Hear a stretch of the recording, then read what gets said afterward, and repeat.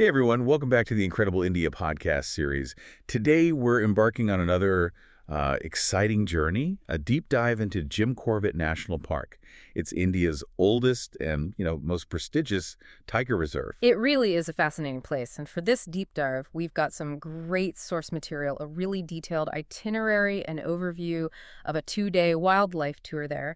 It gives you a proper feel for what an adventure to Corbett is like, beyond just like the basic highlights. It gets into the detail. Absolutely. And our mission here is to, pull out the key insights, the really important bits from this material. We want to help you get a quick handle on not just what Corbett offers, but what makes it special, give you a real sense of the experience. Okay, let's unpack this. Well, the thing about Jim Corbett National Park, what's really fascinating is it's more than just a place on a map. It's sort of a living symbol of India's conservation history. It is, after all, India's oldest tiger reserve, and it's right there in the Himalayan foothills. And there's this blend, historical significance named after Jim Corbett, the hunter who became a conservationist, and its vital role today as a sanctuary, especially for the Bengal tiger. It's a powerful story. Yeah, and you can feel that allure in how it's described. The source calls it an immersive journey into the heart of untamed wilderness, promising thrilling encounters and unforgettable memories. But what does that actually mean on the ground? It's not just about spotting a tiger, right? Exactly. It's about stepping into this different world where nature sets the pace. You become really aware of being part of this huge interconnected system. Right, and picturing that, seeing the Royal Bengal tiger, understanding the conservation behind it, seeing all the other diverse wildlife, breathing that fresh air. It sounds like a real escape, but also like a connection. A deep connection. And that whole idea, that commitment to a complete experience, seems central to this particular tour's design. It's laid out as a 2-day, 1-night trip from Delhi, carefully planned. So it's not just turn up and hope for the best. No, not at all. It's presented as an expertly guided thing, private car, guide included, the safaris, of course. That door-to-door service from Delhi in an air-conditioned car, that's actually quite significant. Yeah, less hassle. Right. Less worrying about logistics, more just soaking in the anticipation, and then the experience itself lets you relax into it. Definitely makes sense. And the main event for most people, I guess, is the safari experience itself. You're exploring in what they call an exclusive 4x4 open gypsy. That's the one. Sturdy, open-top vehicles, perfect for viewing and handling the terrain. The source mentions their shared safaris, which can actually be good fun, sharing the excitement. Okay. And the schedule. It mentions an afternoon safari on day 1. Yeah, your first taste of the wild. Entering the forest as things cool down, animals start moving about after the heat of the day. It has a special feel to it. And then the next morning, an early start. That's right, the early morning safari, often seen as the best time.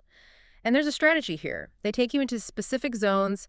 Bajrani, Shirna, Dela are mentioned based on availability and, crucially, the best chances for sightings at that time. Right, based on recent animal movements. Exactly. And that early morning slot.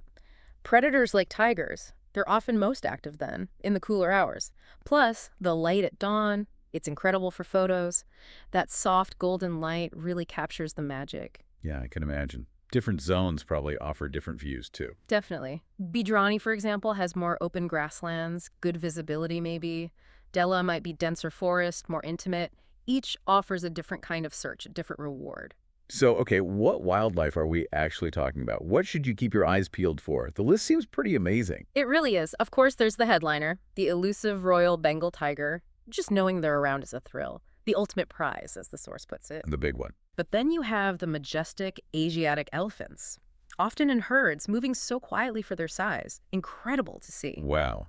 And lots of deer. Oh, yes. Various kinds. You've got the big sambar, the spotted deer chital. They're often called the barking deer. You hear them a lot. And the smaller hog deer. And beyond that, leopards, bears. Yep, leopards are there, though they're very elusive. Sloth bears, too, shaggy things. Wild boars, crocodiles by the rivers. And birds. It mentions being a paradise for bird watchers. Absolutely. A huge variety of exotic species. The sounds in the morning are just amazing. And the guide plays a big role in spotting all this. Crucial. Your naturalist guide, approved by the Forest Department, isn't just driving, they're reading the forest. They see signs most of us would totally miss: a footprint, a broken branch, maybe alarm calls from monkeys or deer. They know where to look, how to navigate through the forests, grasslands, riverbeds. They really unlock it for you. Sounds like they make all the difference, turning a drive into like an actual learning experience. Now, beyond the safaris, the tour talks about comfort and, interestingly, culture and community. The accommodation. Yeah, it's described as a wildlife resort nestled amidst the serene buffer zone, chosen not just for being close, but also for comfort and a commitment to sustainable tourism. Which is important. Very. Imagine finishing your safari, having some good food, maybe local dishes, and just soaking in the quiet of the wilderness. Drifting off to sleep with the actual sounds of the jungle outside, maybe a distant call or rustling.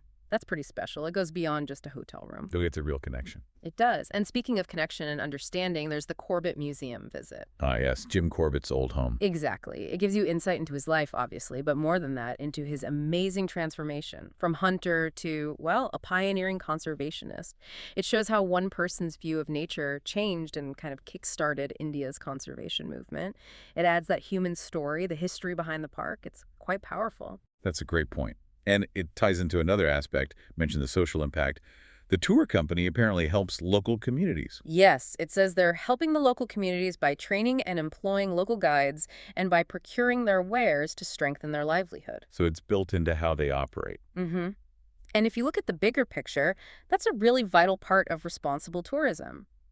When local people benefit directly as guides, selling crafts or produce stamps, they have a real stake in protecting the park. It makes conservation sustainable, you know. Good for the people, good for the wildlife, a win-win. That makes a lot of sense. Creates a shared interest in preservation. Precisely. Okay, so this all sounds incredible, but how does it actually fit together day to day? Let's walk through the itinerary, get a feel for the flow. Day 1 starts super early, right? Yeah. 6:00 a.m. pickup in Delhi. Yeah, bright and early. Then it's the scenic drive out towards Corbett. You watch the landscape change as you leave the city behind. There's a breakfast stop mentioned, but that's an extra cost paid directly. Got it. And arrival in Corbett is around lunchtime. Around 12:20 p.m., yeah. Check into the resort in the buffer zone, settle in, have lunch. Then it's time for that first safari, the afternoon one, with your guide. Your first real dive into the jungle. Okay, first immersion. Then back to the resort. Around 6:40 p.m. usually. Time for tea, coffee, snacks, unwind, maybe chat about what you saw. The evenings for relaxing. Dinner is mentioned around 8:40 p.m. Sumptuous, featuring local and other cuisines. Then it's just listening to the jungle sounds as you fall asleep. Sounds pretty magical. And day 2, another early start. Even earlier, 5:30 a.m. for the morning safari. To catch the wildlife at its most active and get that amazing morning light we talked about, they might explore a different area or revisit somewhere promising from the day before. Trying to maximize the chances. Exactly. After the safari, it's back for breakfast and some free time, maybe pack, reflect, enjoy the resort a bit more. And check out. 11:00 a.m. is checkout time. But you then head to the Corbett Museum. Right, for that historical context we discussed. Learning about Jim Corbett himself. Yeah, a nice way to round off the experience, connecting the wild nature with the human story of its preservation. And at the museum. Then it's the journey back to Delhi. The itinerary says departure around 2:00 p.m., aiming to get back by about 8:00 p.m., with a comfort stop along the way. Homeward bound with, hopefully, some amazing memories. Okay, that gives a really clear picture. And briefly, the pricing, it varies depending on the group size. It does. The source lists prices per person, higher for a single traveler, less per person for 2 people, and less again for groups of 4 or more. Makes sense with shared costs, like the private car. And it includes quite a bit. The car, both safaris, park entry, the overnight stay with meals. Yeah, it covers the main things. Private transport for the whole trip, the morning and afternoon safaris, entrance fees, the hotel stay shared room basis, or single for 1 person and breakfast, lunch, and dinner. It seems pretty comprehensive. Right. So there we have it. Our deep dive into Jim Corbett National Park, looking at this specific 2-day tour. It really seems to pull together the thrill of the wild, comfortable arrangements and those deeper cultural and historical layers. It sounds like a properly memorable experience. It really does. And experiencing a place like Corbett sort of brings up a bigger question, doesn't it? For you, the listener, how does actually being in such a pristine place change how we view conservation? And what responsibility do we carry as visitors to help protect these wild spaces for the future, for everyone? That's a really important thought to end on. So what does this all mean? I think it shows that trips like this, they aren't just holidays. They can forge a real connection, a vital one, to the planet's incredible biodiversity. A powerful reminder of what's out there, what's precious, and, well, what needs protecting.